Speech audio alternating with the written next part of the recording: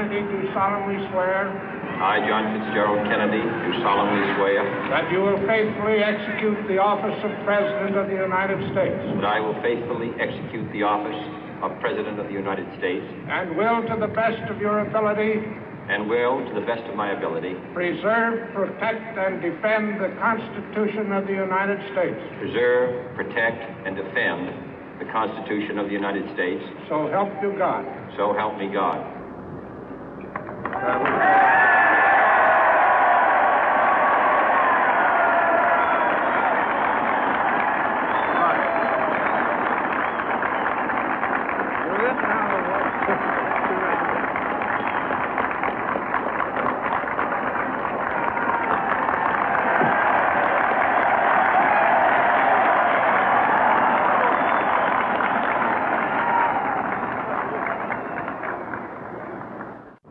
Vice President Johnson, Mr. Speaker, Mr. Chief Justice, President Eisenhower, Vice President Nixon, President Truman, Reverend clergy, fellow citizens.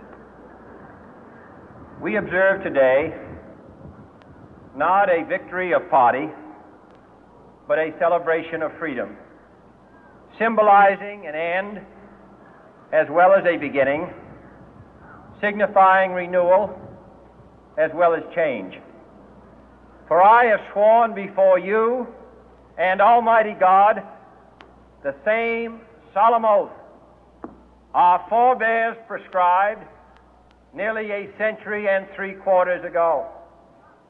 The world is very different now, for man holds in his mortal hands the power to abolish all forms of human poverty and all forms of human life. And yet the same revolutionary beliefs for which our forebears fought are still at issue around the globe. The belief that the rights of man come not from the generosity of the state, but from the hand of God. We dare not forget today that we are the heirs of that first revolution. Let the word go forth from this time and place to friend and foe alike that the torch has been passed to a new generation of Americans born in this century, tempered by war, disciplined by a hard and bitter peace, proud of our ancient heritage, and unwilling to witness or permit the slow undoing of those human rights to which this nation has always been committed and to which we are committed today at home and around the world.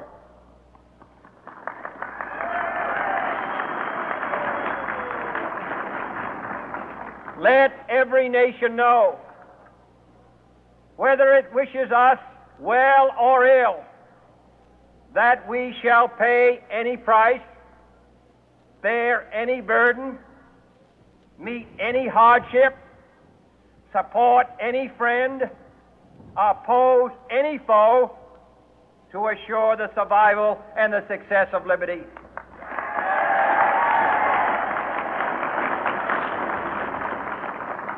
This much we pledge and more. To those old allies whose cultural and spiritual origins we share, we pledge the loyalty of faithful friends. United, there is little we cannot do in a host of cooperative ventures. Divided, there is little we can do, for we dare not meet a powerful challenge at odds and split asunder. To those new states whom we welcome to the ranks of the free, we pledge our word that one form of colonial control shall not have passed away, merely to be replaced by a far more iron tyranny.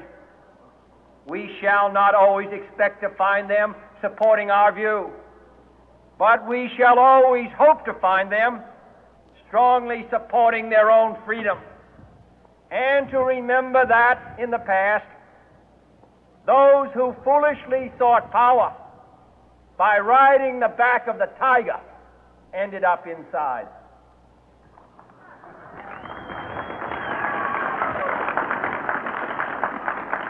To those people in the huts and villages of half the globe struggling to break the bonds of mass misery, we pledge our best efforts to help them help themselves for whatever period is required, not because the communists may be doing it, not because we seek their votes, but because it is right. If a free society cannot help the many who are poor, it cannot save the few who are rich.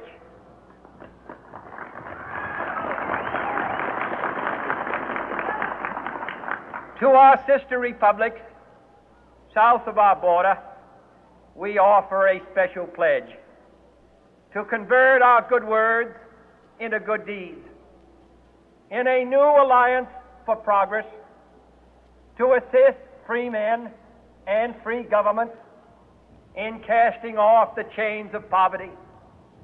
But this peaceful revolution of hope cannot become the prey of hostile powers. Let all our neighbors know that we shall join with them to oppose aggression or subversion anywhere in the Americas. And let every other power know that this hemisphere intends to remain the master of its own house.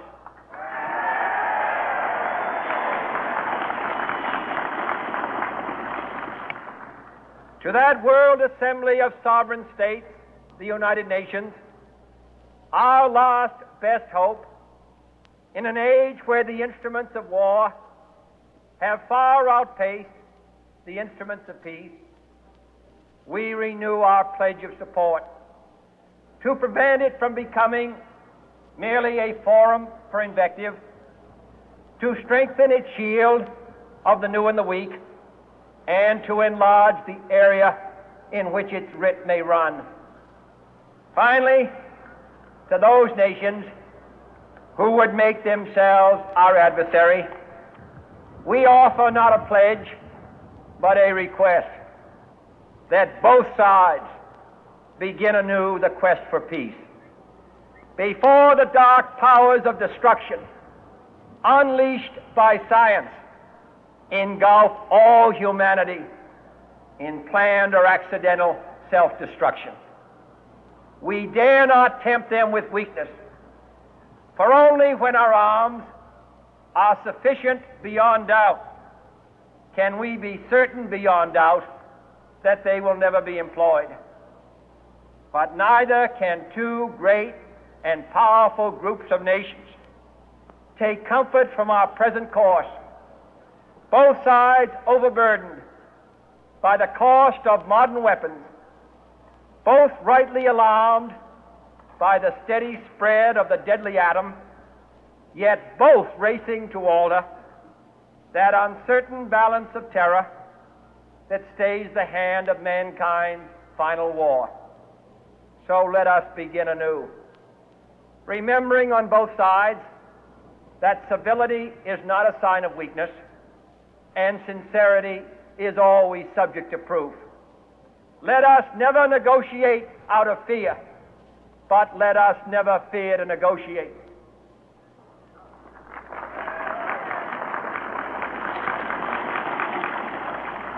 Let both sides explore what problems unite us, instead of belaboring those problems which divide us.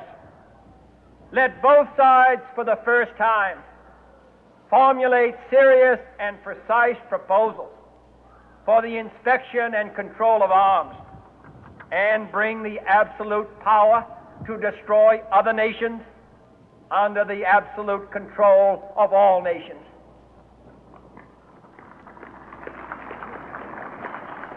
Let both sides seek to invoke the wonders of science instead of its terrors. Together, let us explore the stars, conquer the deserts, eradicate disease, tap the ocean depth, and encourage the arts and commerce. Let both sides unite to heed in all corners of the earth the command of Isaiah to undo the heavy burden and let the oppressed go free. And if a beachhead of cooperation may push back the jungle of suspicion, let both sides join in creating a new endeavor, not a new balance of power, but a new world of law, where the strong are just and the weak secure and the peace preserved.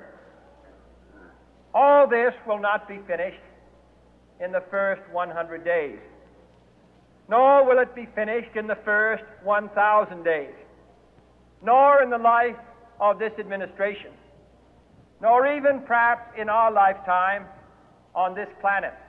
But let us begin.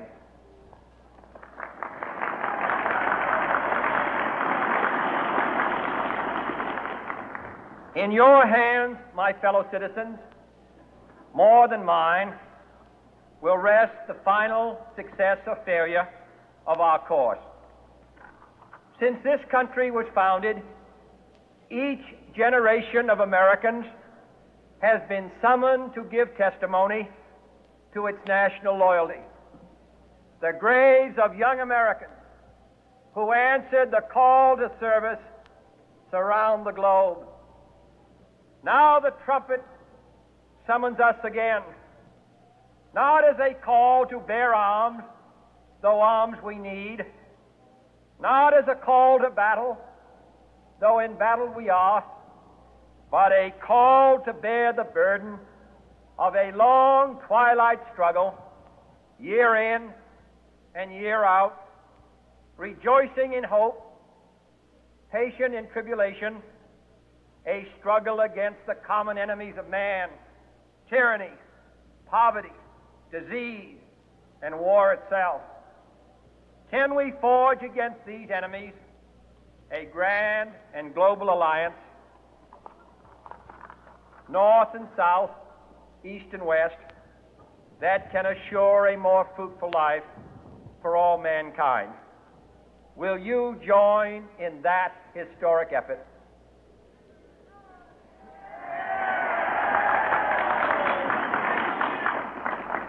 In the long history of the world, only a few generations have been granted the role of defending freedom in its hour of maximum danger.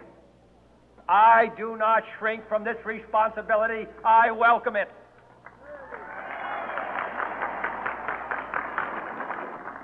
I do not believe that any of us would exchange places with any other people or any other generation. The energy, the faith, the devotion which we bring to this endeavor will light our country and all who serve it. And the glow from that fire can truly light the world. And so, my fellow Americans, ask not what your country can do for you, ask what you can do for your country.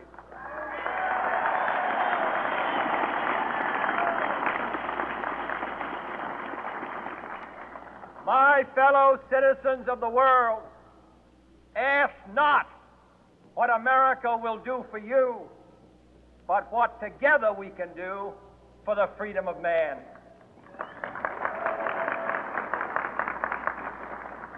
Finally, whether you are citizens of America or citizens of the world, ask of us here the same high standards of strength and sacrifice which we ask of you. With a good conscience, our only sure reward, with history the final judge of our deeds, let us go forth to lead the land we love, asking His blessing and His help, but knowing that here on earth God's work must truly be our own.